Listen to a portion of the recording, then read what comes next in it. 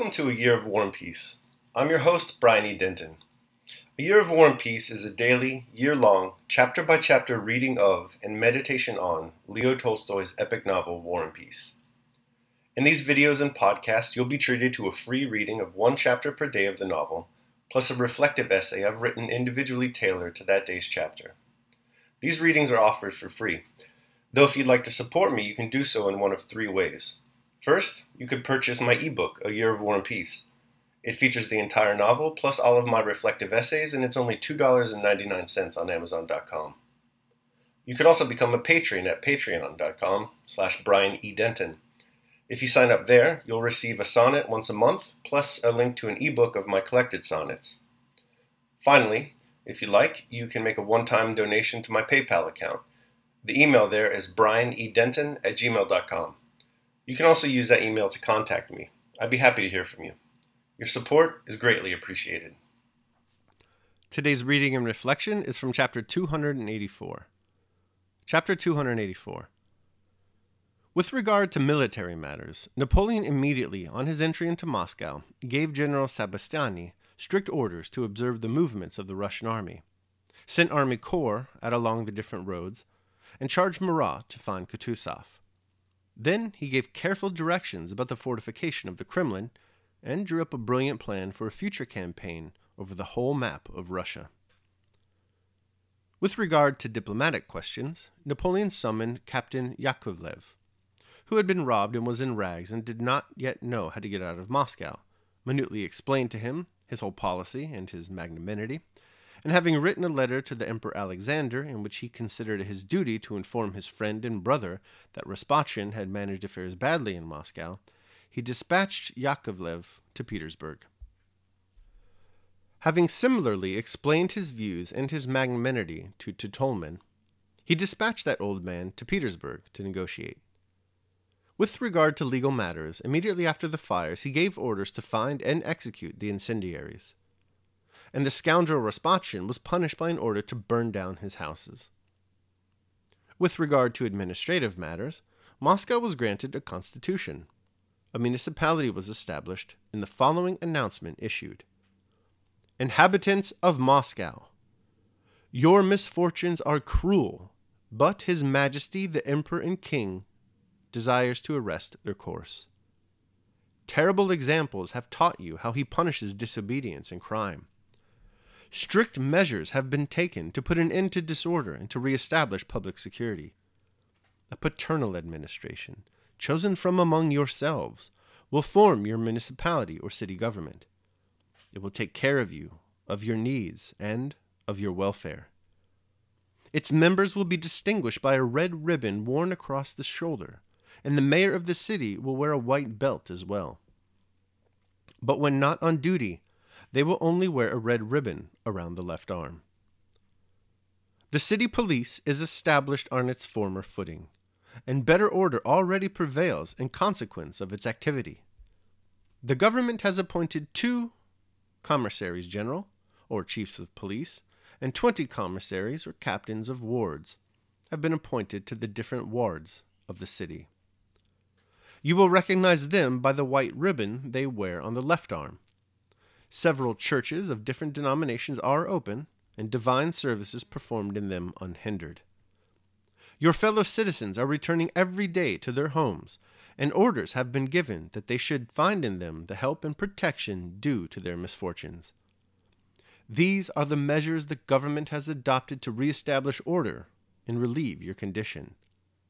But to achieve this aim, it is necessary that you should add your efforts, and should, if possible, forget the misfortunes you have suffered, should entertain the hope of a less cruel fate, should be certain that inevitable and ignominious death awaits any who make attempts on your persons or on what remains of your property, and finally, that you should not doubt that these will be safeguarded, since such is the will of the greatest and most just of monarchs.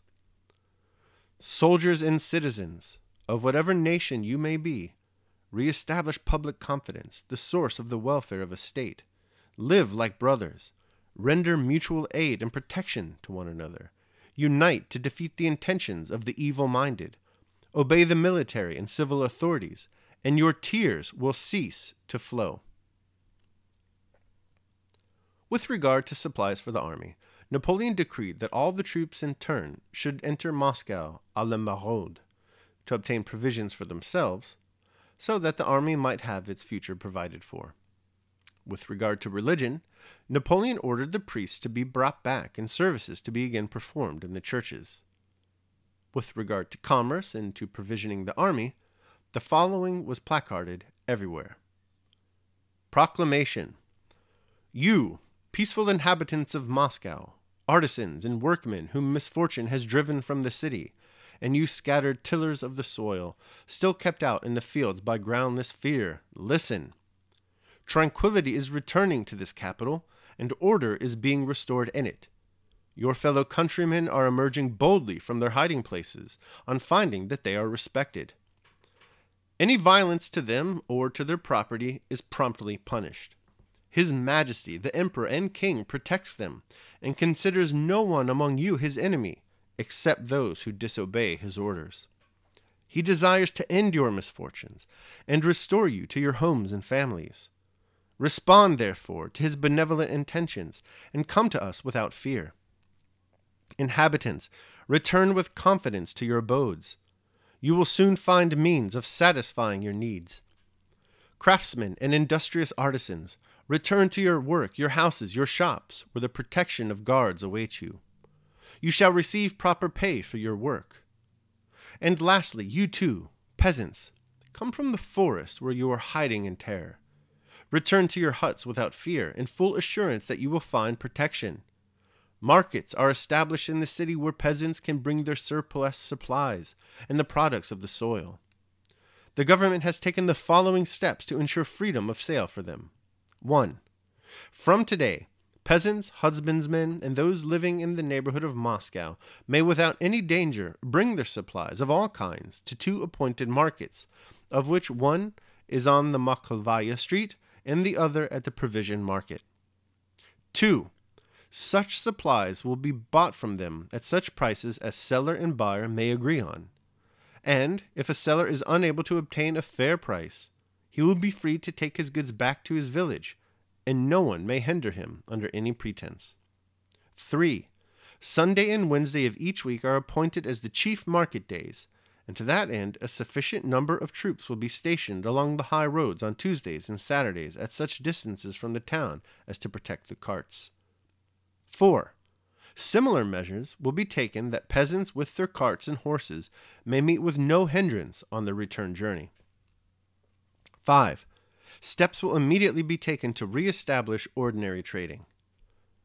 Inhabitants of the city and villages, and you, workingmen and artisans, to whatever nation you belong, you are called on to carry out the paternal intentions of His Majesty the Emperor and King, and to cooperate with him for the public welfare. Lay your respect and confidence at his feet, and do not delay to unite with us. With the object of raising the spirits of the troops and of the people, reviews were constantly held and rewards distributed. The emperor rode through the streets to comfort the inhabitants, and, despite his preoccupation with state affairs, himself visited the theaters that were established by his order. In regard to philanthropy, the greatest virtue of crowned heads, Napoleon also did all within his power. He caused the words Maison de l'Armée to be inscribed on the charitable institutions, thereby combining tender filial affection with the majestic benevolence of a monarch. He visited the Foundling Hospital, and, allowing the orphans saved by him to kiss his white hands, graciously conversed with Tutoleman. Then, as Thiers eloquently recounts, he ordered his soldiers to be paid in forged Russian money, which he had prepared, raising the use of these means by an act worthy of himself and of the French army. He let relief be distributed to those who had been burned out, but as food was too precious to be given to foreigners, who were for the most part enemies, Napoleon preferred to supply them with money, which was to purchase food from outside, and had paper rubles distributed to them. With reference to army discipline, orders were continually being issued to inflict severe punishment for the non-performance of military duties and to suppress robbery. All right, that concludes my reading of chapter 284. I will now proceed to my reflection on the same. A Year of War and Peace, day 284. Controlling You. Napoleon has a 9-point plan to subjugate, pacify, and revive under his rule a proud and patriotic Russian people. This is usually the moment in a piece of writing where the author asks what could possibly go wrong. A Year of War and Peace already knows what's about to go wrong. It's that Napoleon, placing too much hope in the things that he has control over, is going to be very disappointed. Here are the domains Napoleon wishes to control: military matters, legal matters, administrative matters, army supplies, religion, commerce, and provision of the army, raising the spirits of the troops, philanthropy, and army discipline. He should know better. The hubris of this guy, really. In a world where people have trouble controlling their appetites, this man thinks he can direct an entire nation. As Adam Ferguson writes, quote, "Men in general are sufficiently disposed to occupy themselves in forming projects and schemes. But he who would scheme and project for others will find an opponent in every person who is disposed to scheme for himself. Like the winds that come we know not whence, and blow whithersoever they list. The forms of society are derived from an obscure and distant origin. They arise, long before the date of philosophy, from the instincts, not from the speculations of men. The crowd of mankind are directed in their establishments and measures by the circumstances in which they are placed, and seldom are turned from their way to follow the plan of any single projector." End quote.